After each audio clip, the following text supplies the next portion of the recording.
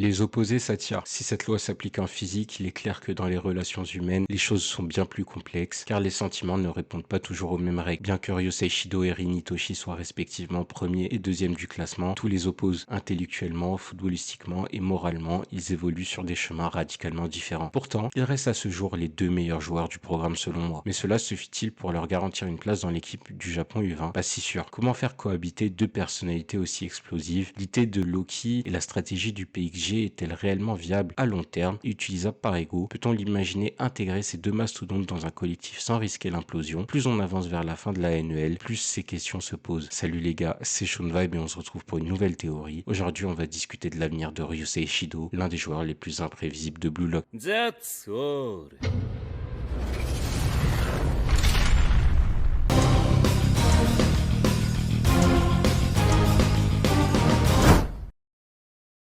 Je vais pas revenir sur tout ce qu'on sait déjà sur Yosei, j'ai déjà fait une vidéo là-dessus que je vous remets en description. Dès son apparition, il s'est imposé comme l'un des joueurs et des personnages les plus polarisants de Blue Lock. Son talent brut est indéniable, mais son comportement imprévisible et son penchant pour la violence l'ont rapidement isolé des autres joueurs. Contrairement à la plupart des participants, Shido ne joue pas selon les règles traditionnelles du football, ni celles de la vie en communauté. Sa vision du jeu est anarchique, presque chaotique, ce qui en fait à la fois un atout redoutable et un danger constant pour son équipe. Même Jinpachi Ego, le créateur de Blue Lock, a du mal à canaliser l'énergie débordante de Shido. Pourtant, Ego est connu pour sa capacité à manipuler et façonner les joueurs afin de les pousser à leur potentiel maximum. J'en parle d'ailleurs dans la vidéo qui lui est concernée. Mais avec Shido, tout semble plus compliqué. Son esprit rebelle et son absence de limite morale en font un joueur imprévisible, capable de coups d'éclat aussi spectaculaires que destructeurs. Ego, malgré son admiration pour le talent de Shido, semble avoir fait un choix clair. Il mise davantage sur Rin. Pourquoi? Parce que Rin incarne un équilibre entre talent,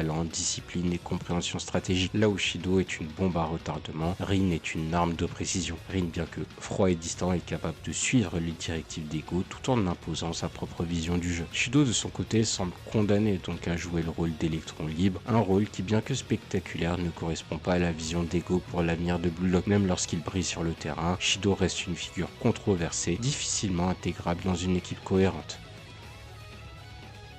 Pour gérer la problématique unique que représentent Rin et Ryusei Shido, Loki, l'entraîneur visionnaire du PXG, a mis en place une stratégie peu conventionnelle, une rotation minutieuse entre ces deux prodiges. Chacun joue une partie du temps, prenant la relève de l'autre pour exploiter au mieux leur style radicalement opposé. L'objectif, maximiser les performances tout en minimisant les conflits sur le terrain. Cette alternance a permis au PXG de maintenir un niveau de jeu exceptionnel en remplaçant Rin par Shido, ou vice-versa. Loki adapte la dynamique de l'équipe en fonction des besoins du match. Rin, avec son jeu méthodique et sa vision tactique, apporte contrôle et stabilité. Shido, avec son jeu explosif et imprévisible, brise les défenses adverses par des actions spectaculaires et des buts inattendus. Cependant, cette stratégie présente une limite majeure. Elle freine le développement individuel des deux joueurs. Un joueur de classe mondiale aspire à disputer l'intégralité d'un match, à s'imposer comme un leader incontesté sur le terrain en partageant leur temps de jeu. Rin et Shido sont donc privés de l'opportunité de s'épanouir pleinement et de démontrer leur capacité à porter l'équipe sur leurs épaules pendant 90 minutes. Dans le match contre le Bayern Munich, Loki a pris une décision audacieuse, aligner Rin et Shido simultanément. Pour équilibrer cette configuration explosive, il les a entourés de leurs soldats dévoués respectifs et de Charles Chevalier, un maître du milieu de terrain capable de distiller des caviars tout en assurant la stabilité de l'équipe. L'objectif était clair, exploiter les forces des deux joueurs tout en maintenant un équilibre tactique et stratégique. Malheureusement, cette tentative a révélé l'étendue de la fracture entre Rin et Shido. Sur le terrain, il n'existe aucune relation de jeu entre les deux, on l'a bien vu. Ils ne se passent quasiment jamais le ballon et refusent d'adapter leur style pour l'autre. Rin joue selon sa propre logique méthodique, tandis que Shido suit son instinct sauvage, ignorant complètement les mouvements de son coéquipier. Cette absence de synergie est un problème majeur pour une équipe de haut niveau comme le PXG. Bien que Loki ait réussi à créer un système où les talents individuels de Rin et Shido brillent par moments, leur incapacité à coopérer handicape l'équipe dans les situations cruciales. Sur le long terme, et en parlant de l'équipe du Japon U20, ça pourrait poser de nombreux problèmes.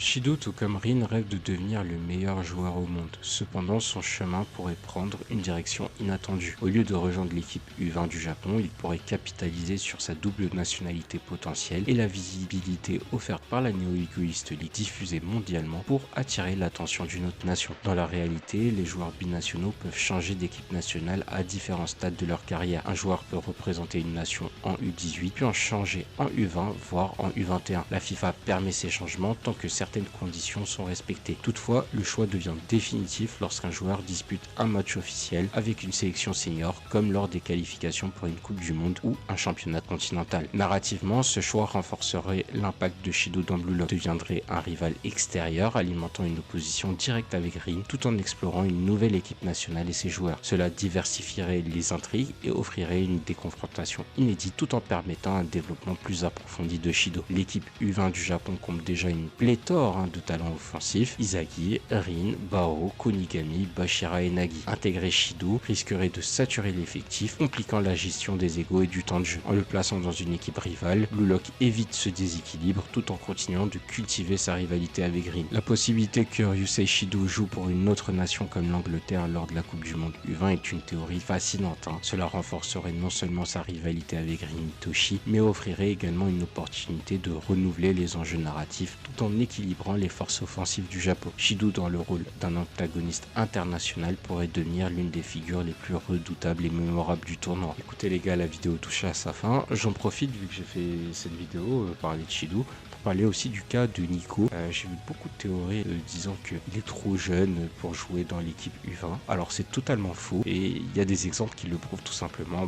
Odegaard, il a été appelé en équipe senior de Norvège à 15 ans, donc il aurait tout simplement pu jouer pour l'équipe U20. Ou Adou, Freddy Adou, il a joué pour les U20 des États-Unis à l'âge de 14 ans. Alors voilà, donc ça c'était vraiment un aparté. En tout cas, prenez soin de vous et on se retrouve très vite pour une prochaine vidéo.